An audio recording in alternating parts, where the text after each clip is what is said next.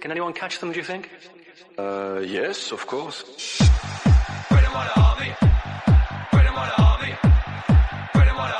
Yeah, unbelievable. We didn't expect that.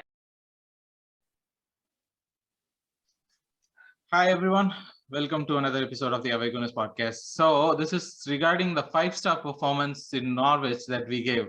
So and first let me welcome the guest, Ellen. Welcome back after such a long time.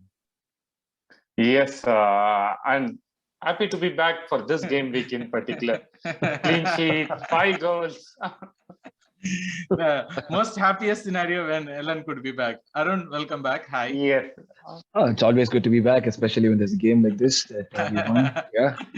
And if you guys are wondering, Aben's back in his red and white, not in his Marvel jersey. But you should be wearing it in the preview, Aben, because that seems to be having luck factor to us. We are playing well when you are wearing. Oh my God. I'm just gutted that I missed my prediction by 1 goal. Actually, that is the closest that we have come, right?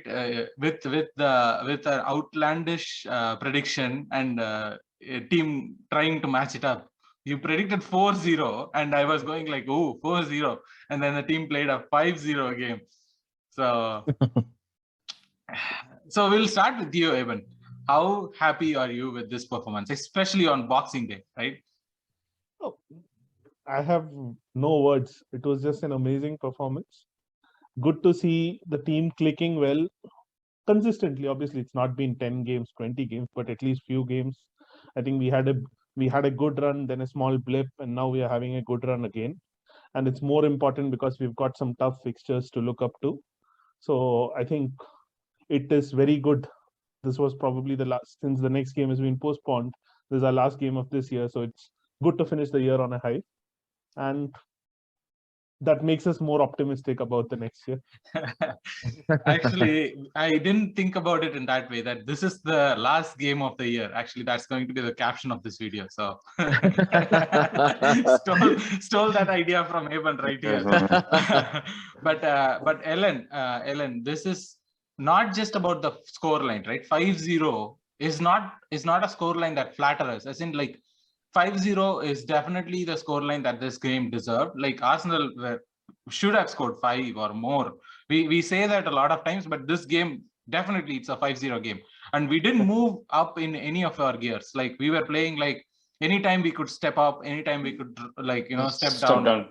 So that kind of a very well managed game after a very long time.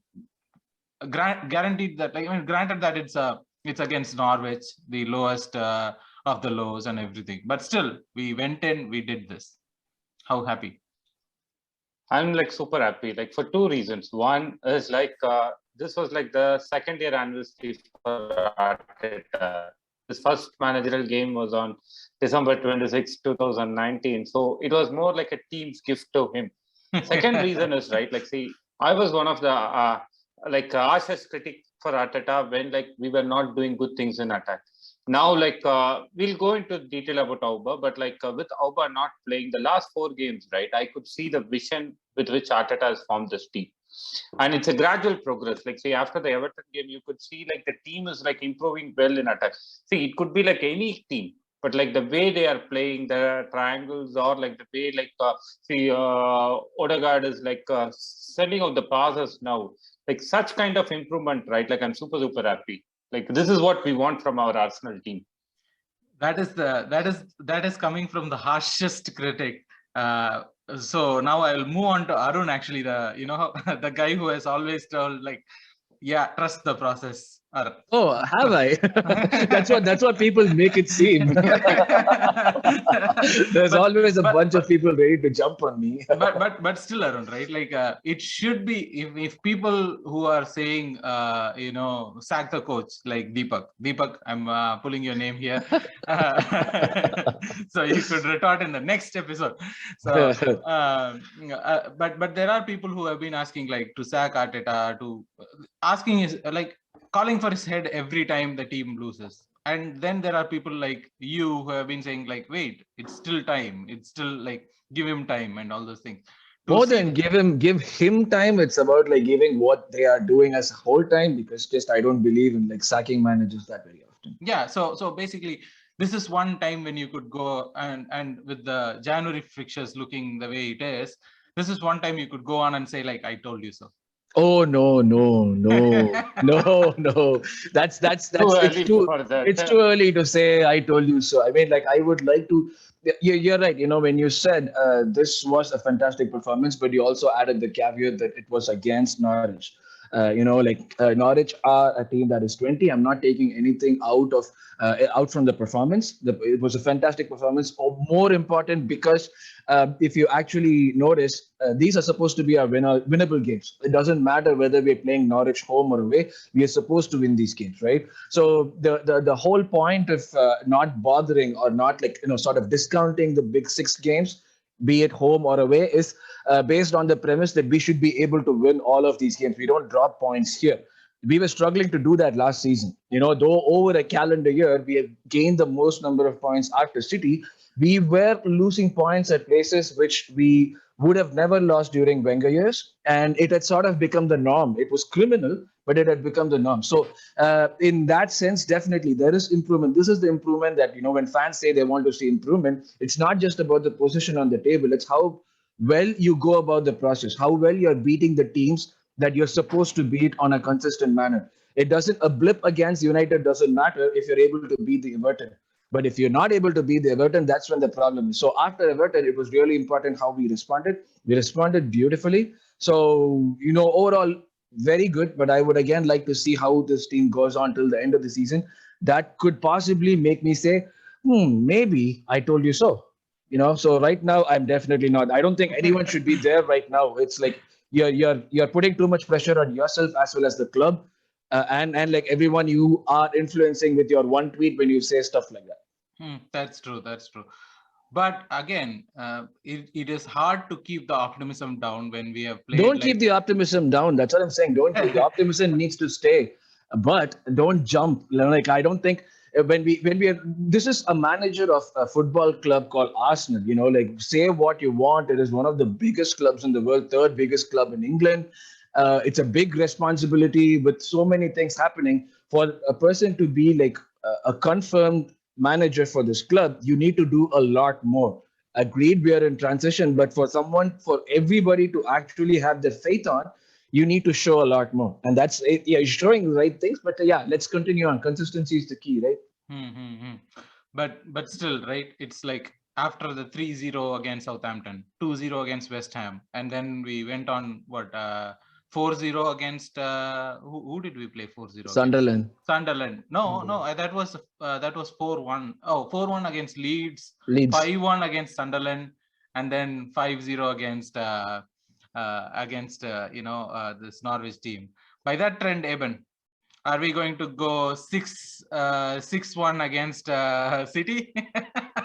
I think Eben can he's going to close the podcast and he's going to leave now with that question. No, I asked that question with Eben because he predicted 4-0, right? So that's why I'm asking him the question. I might predict a 4-0 against City, but it might be the other way around. But Ellen, sorry, I think we cut you off with that. Also, I would like to start off with you about the starting 11, right? He has stuck with the same starting 11, albeit the whole, the COVID crisis. That is a huge, we talked about it before in the podcast, right? Where sticking to the starting 11, how important it is, that it is giving players, the more familiarity, the more things that they understand and something. But this is a chance where our CBs were switched, but we felt really comfortable. But again, it's all considering that it's Norwich, right? So when the starting 11 came out, Ellen, were you surprised that we had Ben White on right back position? No, the reason being our 4 right backs, they all have COVID. Yeah. Chambers, Tomiyasu, Cedric, and Eamon too. So there was no other option. And one good thing with the recent signings we made is, right, they can play at multiple positions. Ben White can play in right back, if needed.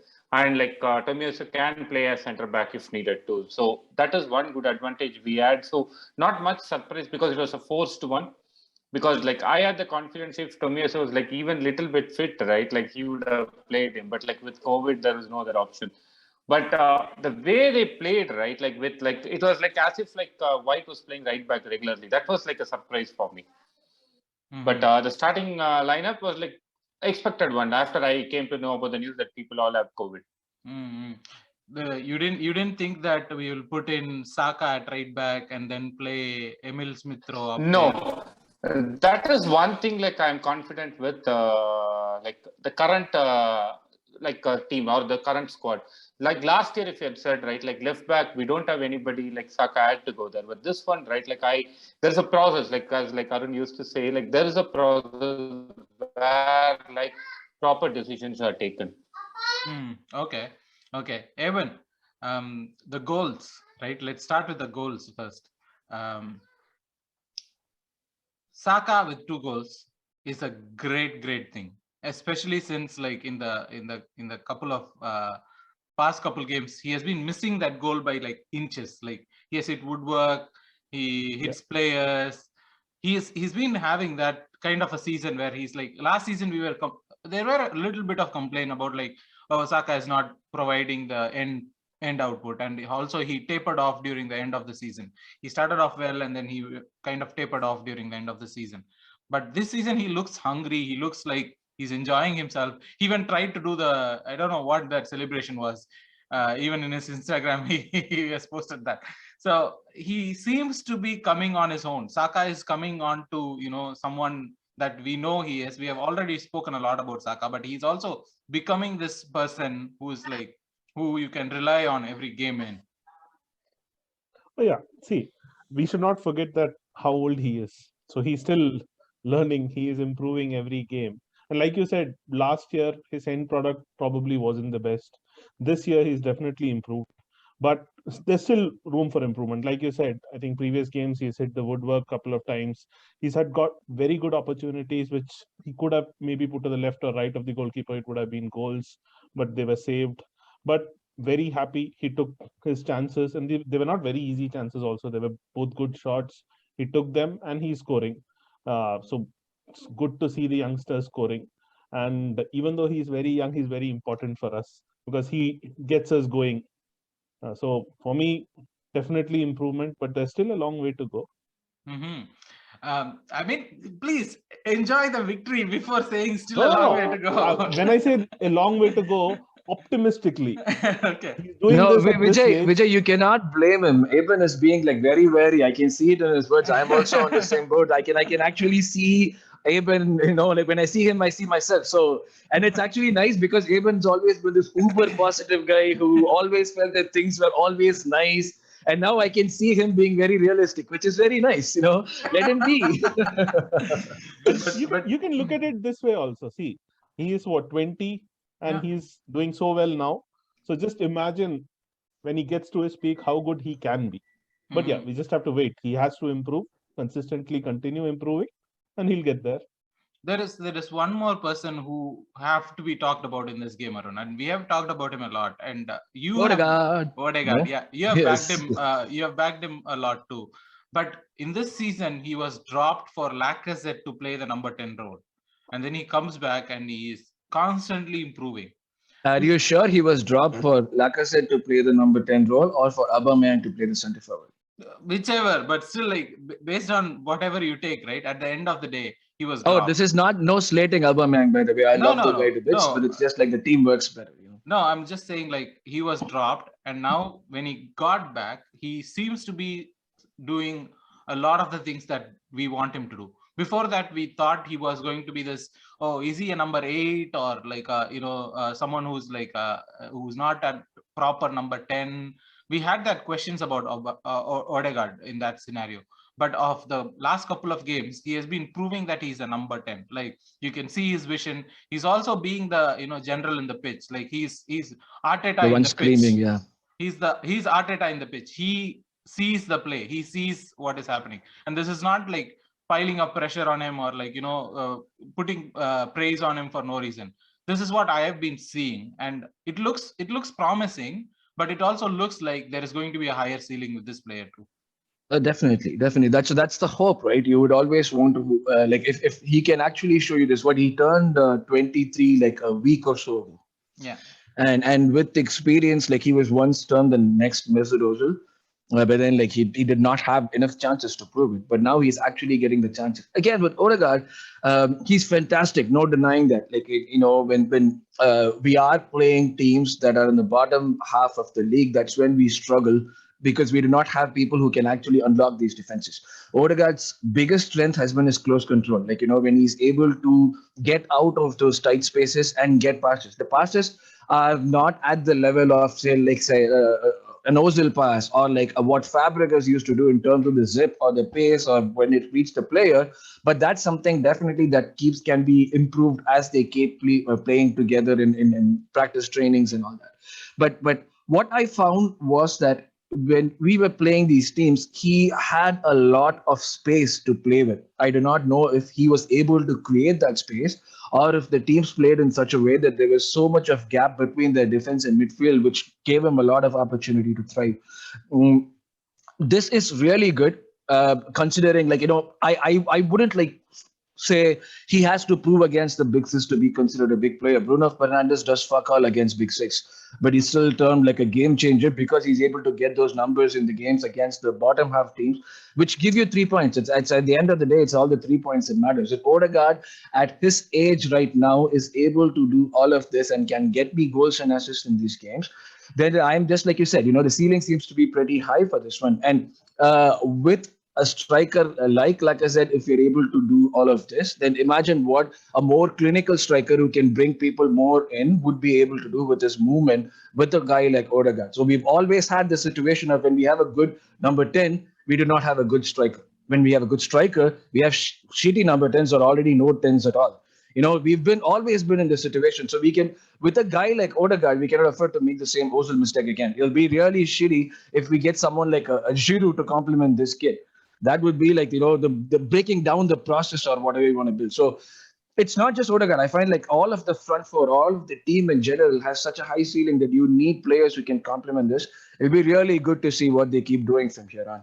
That is why Ellen in our WhatsApp group always mentioned that we will get Haaland as our striker because Haaland is a pipe dream. Haaland is a pipe dream. It's impossible dream. It's not even a pipe dream. Okay, it's impossible dream to have that at this point. When he could go to Bayern Munich, he could go to literally any team in the world that is competing for the Champions League. Yes, the only thing that they have over us is the Champions League. I'm going to talk like that. One of those Twitter accounts. Like we have Mikel Arteta, we have the great club, we have England. No.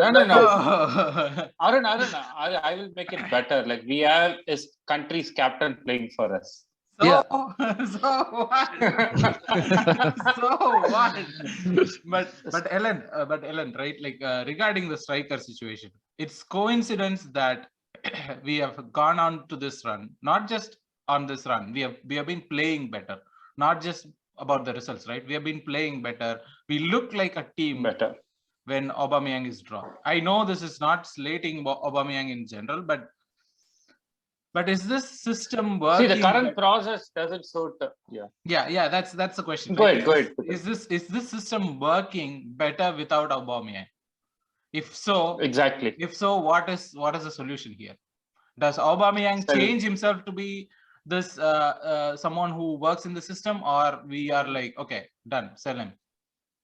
No, we have to sell him. Like it's not like anything to go against with Auba. Like, see, at this age, at his career timeline, it's very difficult to adapt completely to this.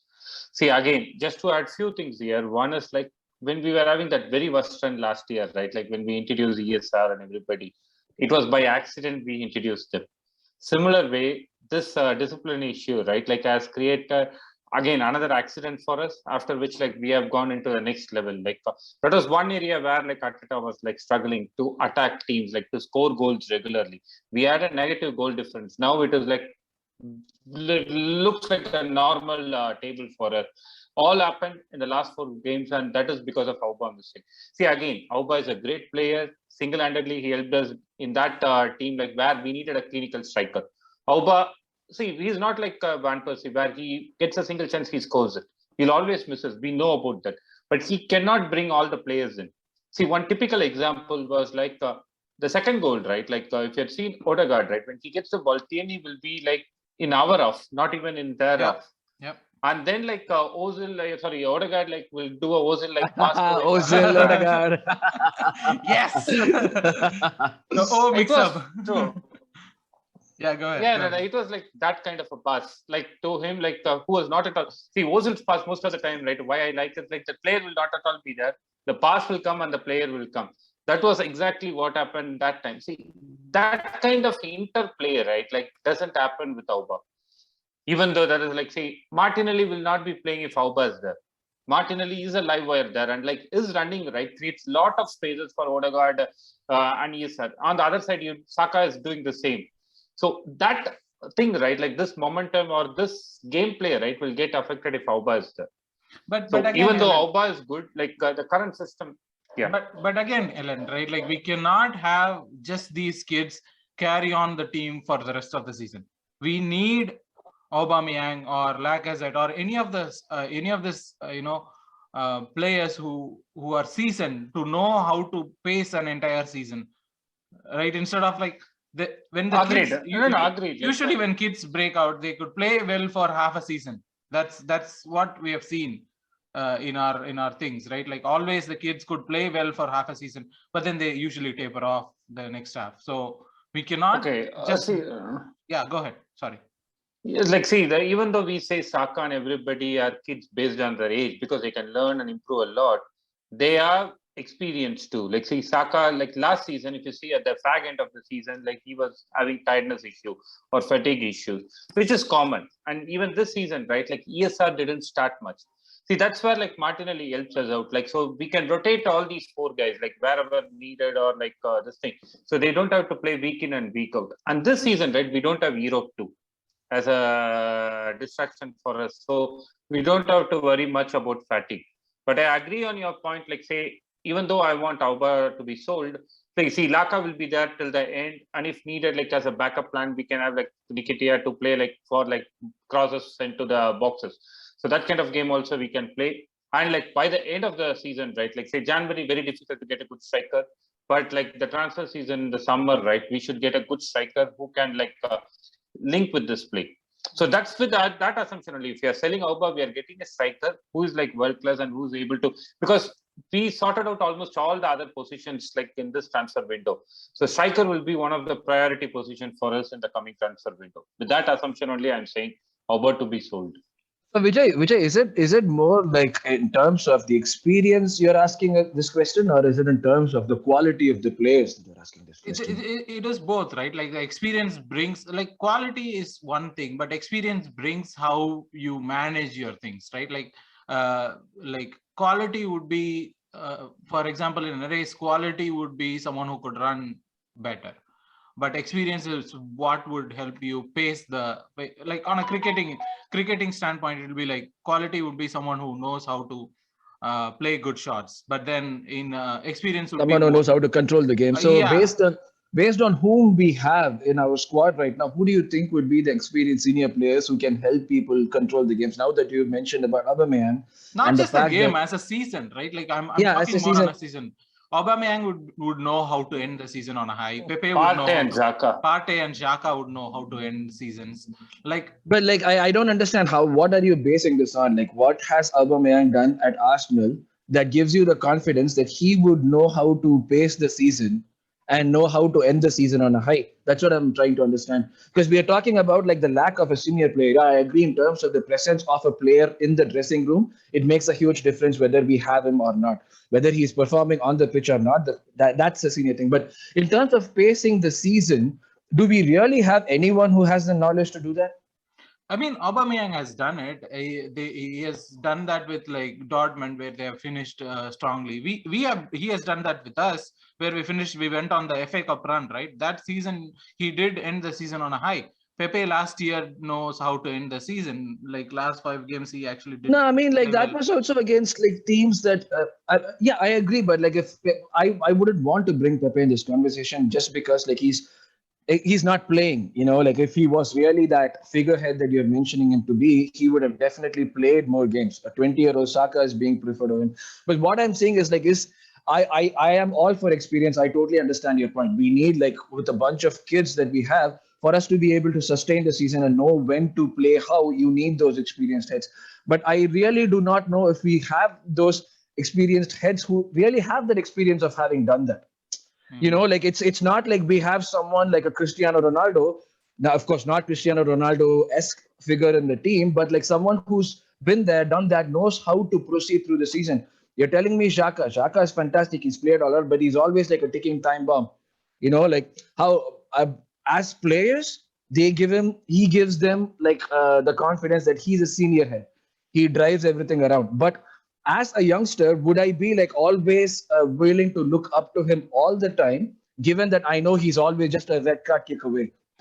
So these are the things that I am actually thinking about. In my head, we do not have anyone of that sort. Like we're just making do with whoever we had. Xhaka Partey has not shown to be a leader in all the games that he's played.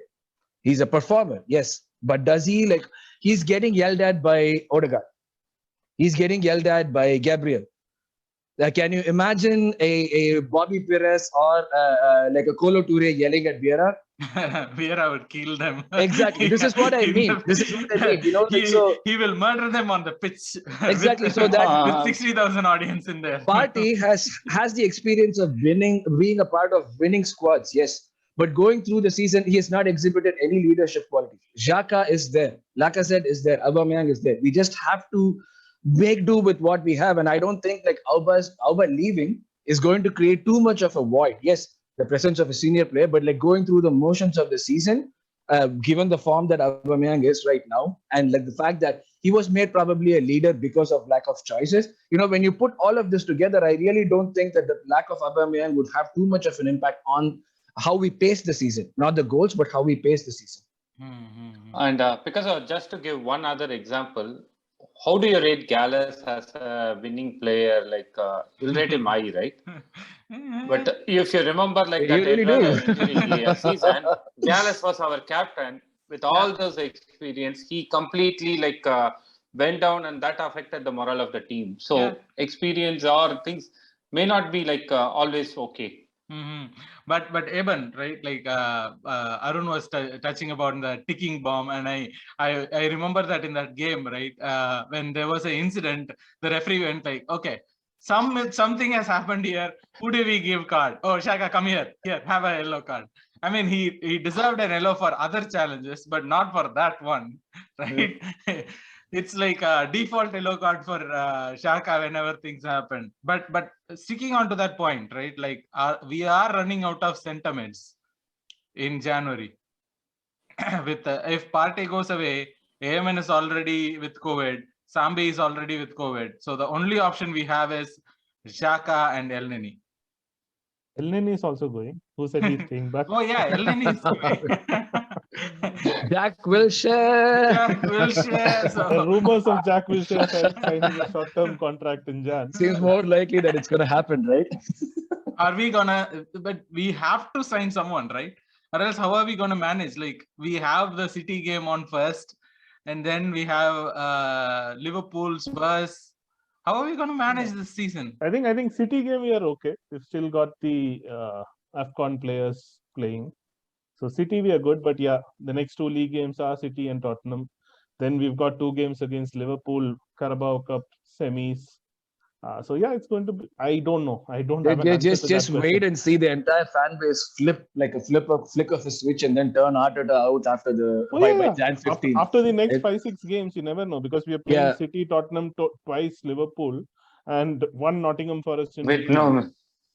So it's coming. I wouldn't be surprised if the fan base is completely polarized and they're Arteta out very soon. We are super reactive. I don't think any other fan base is as reactive as us.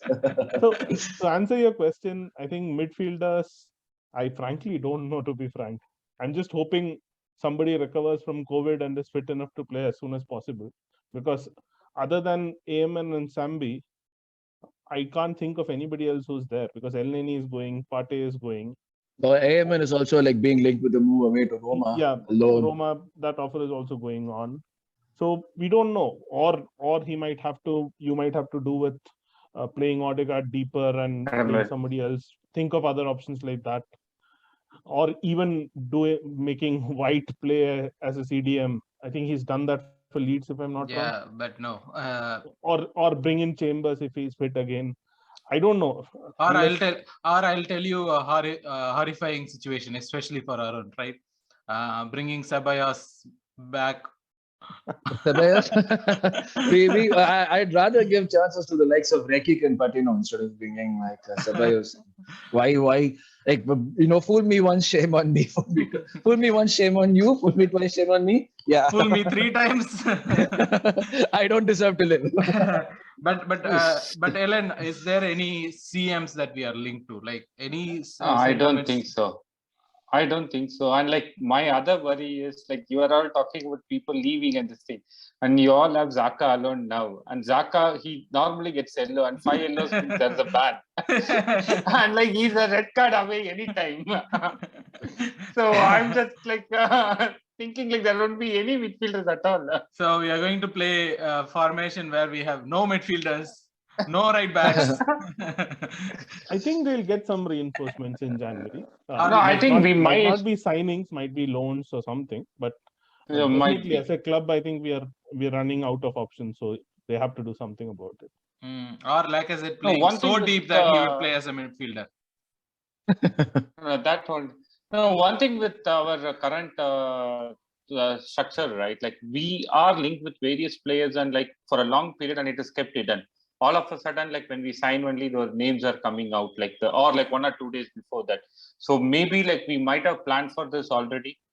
We might have even signed a player, and we might announce it on January 1st week. So we never know with the current never know. organization. Arteta might play.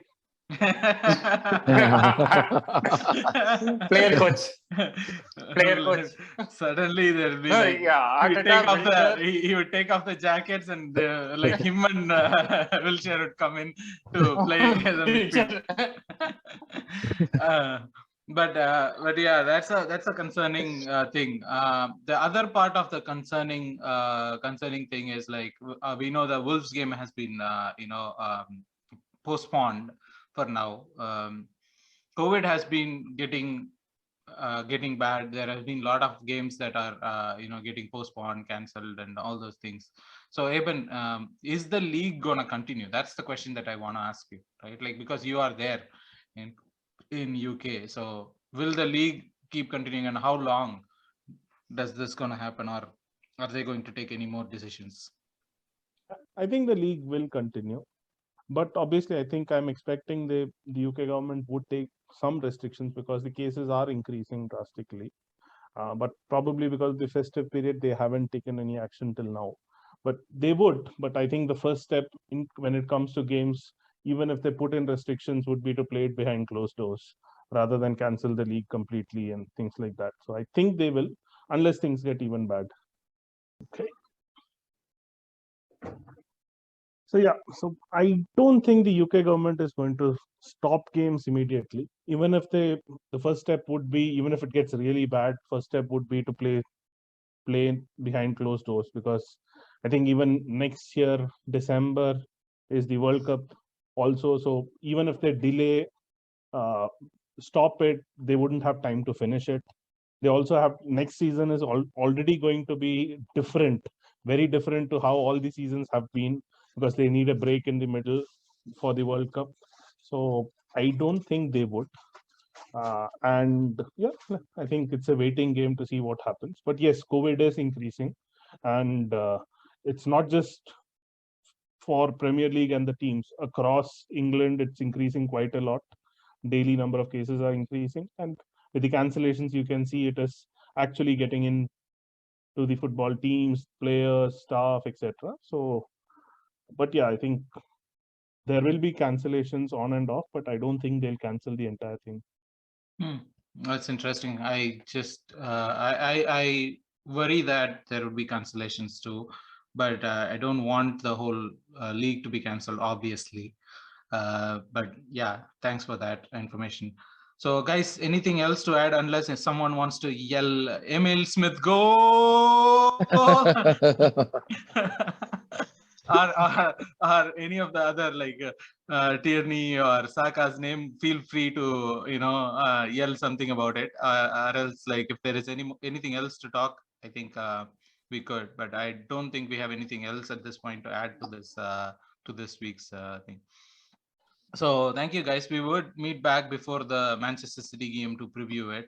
And thank you for joining in. And as always, listeners, please do like, share, subscribe, and comment in your, your feelings or whatever you want. And also follow us on Twitter.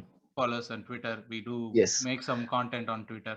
We are more active there, so you can get more updates there if you follow us on Twitter. Absolutely. So thank you, everyone, for joining in. And it's been a nice one. Thanks, guys. Bye. Thank you. Bye. Happy New Year, guys.